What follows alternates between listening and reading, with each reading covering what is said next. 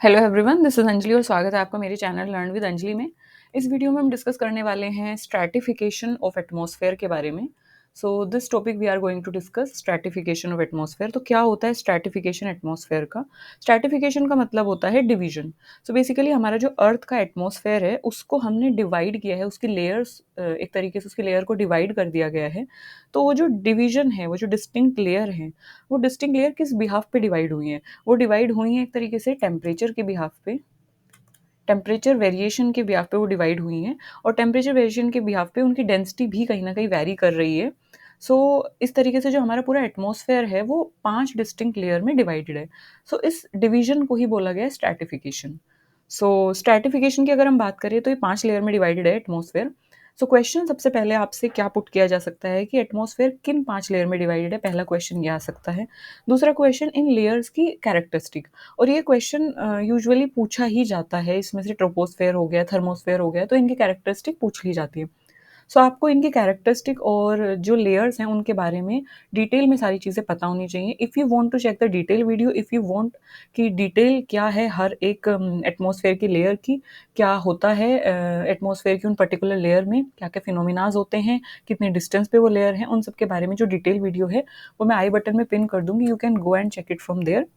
अभी के लिए हम इनके बारे में शॉर्ट में पढ़ लेते हैं। अगर हम बात करें अगर हम बात करें सबसे पहली जो लेयर है जो कि अर्थ के बहुत पास होती है, सो उस लेयर को बोला जाता है ट्रोपोस्फेयर। तो अगर हम ट्रोपोस्फेयर लेयर की बात कर रहे हैं तो ये लगभग अर्थ से 12 किलोमीटर की दूरी पे होती है। 0 टू 12 किलोमीटर इसकी डिस्टेंस होती है। ये लोएस्ट लेयर होती है अर्थ की, यानी कि सबसे अर्थ के पास जो है वो ट्रोपोस्फेयर लेयर ही है। और बहुत सारे जो हम वेदर फिनोमेनास देखते हैं ना कि बारिश हो गई, एकदम से धूप निकल गई है और स्ट्रॉमी वेदर है, तूफान आ गया है, तो ये सब जो वेदर फिनोमेना होते हैं, सडन चेंजेस जो होते हैं वेदर में, वो ट्रोपोस्फेयर लेयर में ही होते हैं। इसमें क्या होता है, टेम्परेचर डिक्रीज होता है जैसे जैसे हाइट बढ़ती है, तो टेम्परेचर क्या होता है, डिक्रीज होता है। नेक्स्ट जो हमारे पास लेयर है that is stratosphere. Stratosphere second layer है हमारे पास हमारे एटमॉस्फेयर की, और इसकी जो डिस्टेंस है वो ट्रोपोस्फेयर से जस्ट ऊपर वाली जो लेयर है वो स्ट्रेटोस्फेयर है। सो इसकी डिस्टेंस जो होगी वो 12 से 50 किलोमीटर की डिस्टेंस पे है, यानी कि अर्थ से 50 किलोमीटर की दूरी पर ये स्ट्रेटोस्फेयर लेयर है। 12 टू 50 किलोमीटर इसकी डिस्टेंस है। स्ट्रेटोस्फेयर में ही लाई करती है, बीच में स्ट्रेटोस्फेयर के लाई करती है ओजोन लेयर। तो ओजोन लेयर भी इसी की अंदर लाई करती है। तो जनरली क्वेश्चन जो पूछा जा सकता है वो पूछा जाता है कि ओजोन लेयर वो एटमॉस्फेयर की किस लेयर में एग्जिस्ट करती है।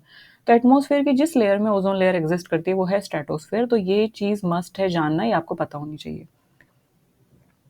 टेम्परेचर की अगर हम बात करें स्ट्रेटोस्फेयर में, तो टेम्परेचर इंक्रीज होता है जैसे जैसे हम हाइट पे बढ़ते जाते हैं, जैसे जैसे हम ऑल्टीट्यूड के साथ जो टेम्परेचर है वो इंक्रीज होता है।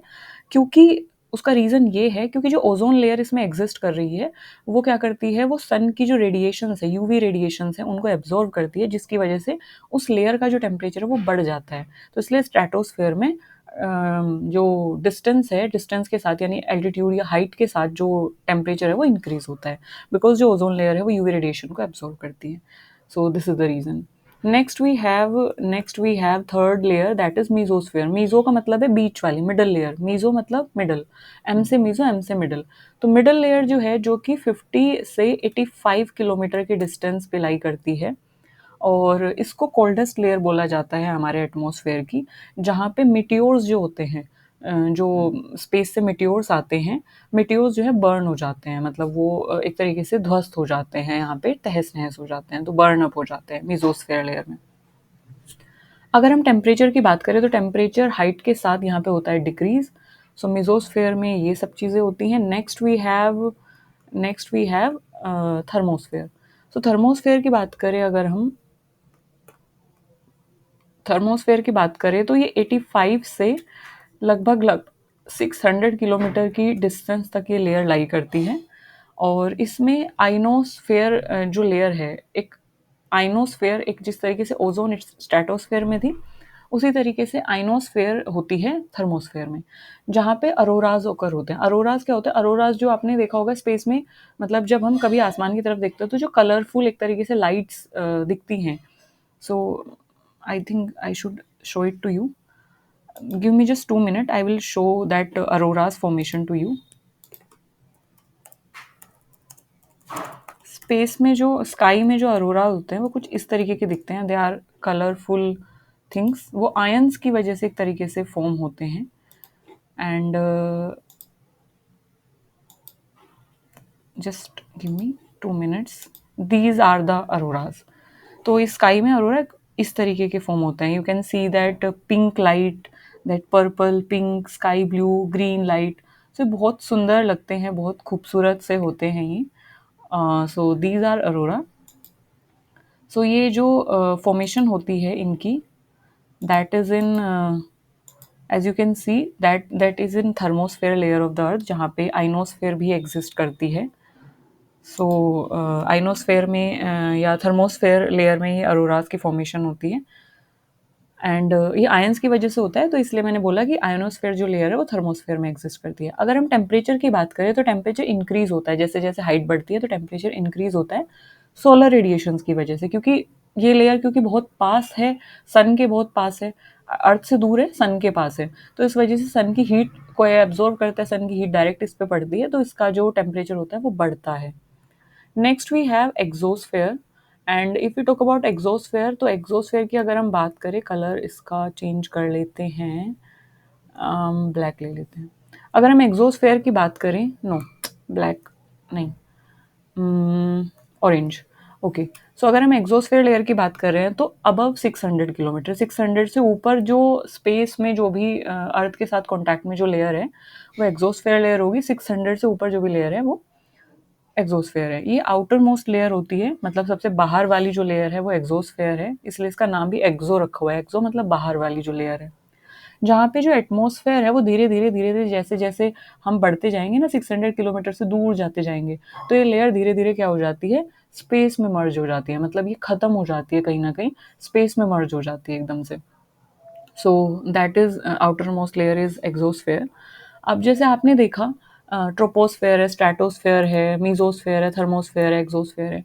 तो हर लेयर की अपनी फिजिकल और केमिकल प्रॉपर्टीज होती हैं। टेम्परेचर हर लेयर में घटता और बढ़ता है, हर लेयर की अपनी एक डेंसिटी होती है, हर लेयर का अपना एक टेम्परेचर होता है, और जो कि ये सारी लेयर जो है different different weather phenomena, climate और कम्युनिकेशन सिस्टम को क्या करती है, अफेक्ट करती है। So this is it in this video. And question की अगर हम बात करें तो क्वेश्चन किस तरीके से फ्रेम हो सकते हैं, सबसे पहला तो एटमॉस्फेयर की कितनी लेयर होती हैं, सबसे पहला क्वेश्चन तो यहाँ से पूछ लिया जाता है। नेक्स्ट जो क्वेश्चन आ सकता है, let me rub this, I think आपने इसको नोट कर लिया होगा। सो क्वेश्चन की बात कर लेते हैं अभी यहाँ पे। सबसे फर्स्ट जो क्वेश्चन पुटअप किया जा सकता है वो पुटअप किया जा सकता है कि अर्थ की कितनी, एटमॉस्फेयर की कितनी लेयर होती हैं। सो 5 लेयर होती हैं, पांचों के नाम आपको दिए जा सकते हैं, पहला क्वेश्चन ये आ सकता है। सेकंड क्वेश्चन आपसे पुटअप किया जा सकता है, जो कि कई बार यूजीसी नेट एग्जाम में किया भी गया है और अदर एग्जाम के लिए भी ये इंपॉर्टेंट है, कि जो ओजोन लेयर है जो कि सन की अल्ट्रावायलेट रेडिएशन से हमारी अर्थ को प्रोटेक्ट करती है, वो एटमॉस्फेयर की किस लेयर में एग्जिस्ट करती है। सेकंड क्वेश्चन ये आपसे पूछा जा सकता है। थर्ड क्वेश्चन ये पूछा जा सकता है कि अरोरा किस लेयर में, फॉर्मेशन अरोरा की किस लेयर में होती है। फोर्थ क्वेश्चन की, फोर्थ क्वेश्चन कैन बी जो आउटर मोस्ट लेयर होती है वो कौन सी होती है, क्योंकि लास्ट में जाके वो ग्रेजुअली स्पेस में मर्ज हो जाती है कहीं ना कहीं। सो नेक्स्ट है आइनोस्फेयर किस लेयर में एग्जिस्ट करते हैं, और इसके अलावा वेदर पैटर्न किस लेयर में एग्जिस्ट होते हैं, किस लेयर में अकर होते हैं। सो लेयर की जो डिस्टिंक्ट प्रॉपर्टीज हैं उनसे रिलेटेड आपसे कोई भी क्वेश्चन पूछ लिया जा सकता है। तो आपको इनके टेम्परेचर, ऑल्टीट्यूड के साथ टेम्परेचर किस तरीके से वैरी करता है वो चीज़ें पता होनी चाहिए, और इनकी क्या खास बात है, क्या खास प्रॉपर्टी है, वो एक प्रॉपर्टी आपको पता होनी चाहिए। जैसे कि मिजोस्फेयर की ओजोन लेयर उसमें एग्जिस्ट करती है, थर्मोस्फेयर में आइनोस्फेयर, तो एक एक उनकी खास प्रॉपर्टी है, वो आपको पता होनी चाहिए। सो क्वेश्चन मोस्टली वहीं से पुटअप किए जाते हैं। So this is it in this video, and if you want to check more about this you can refer to that I button video. And if you have any query, to drop that query in the comment section. I will be more than happy to cater that. I hope I am able to make you understand this concept of stratification of atmosphere. Thank you for listening me so patiently. Bye bye.